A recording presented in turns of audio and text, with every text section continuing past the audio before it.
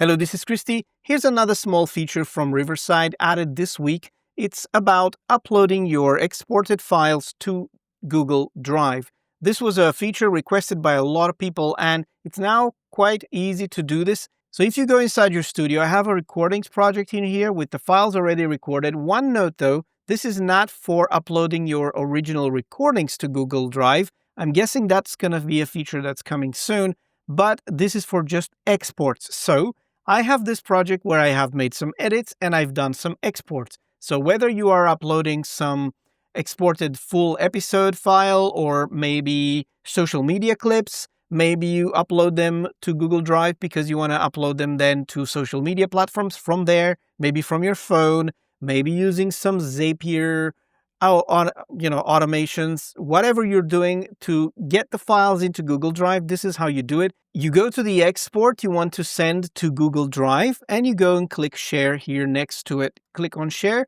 Among all these options, including making it a new episode, if you're hosting your podcast with Riverside, you can download the file yourself, but here is Google Drive. If you click on this, you will have to connect your account first. So I'm going to click on this one right here, and then it opens the browser authentication window to authenticate your Google account. I'm going to choose this one, authorize it, give permissions, and then you're going to have this panel showing up in here. You've got the account that you selected on Google Drive, then the clip you're going to upload, and then there's a folder here created for you called Riverside.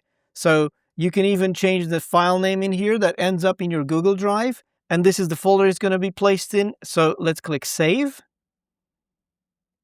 And that should really take like a second or two because it's a server-to-server transfer. Riverside sends it. There you go. It said View folder in there. I'm going to go to my Google Drive to see how the file landed.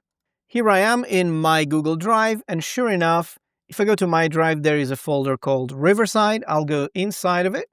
And there is that clip. Now, one note. It is not possible to change this folder in Riverside. So when you go back in here and I try to share another clip, I click Google Drive again, and there you go. You can just change the name of the file, not the folder it's in. You can't even change this name Riverside in here. So you may want to stay organized. So if you want to have things like uploading multiple clips and you have them separated from other clips so you don't conflict, maybe put in here a prefix of some kind like Chris and Christy, and then that's going to be the name of the file. Let's try it again.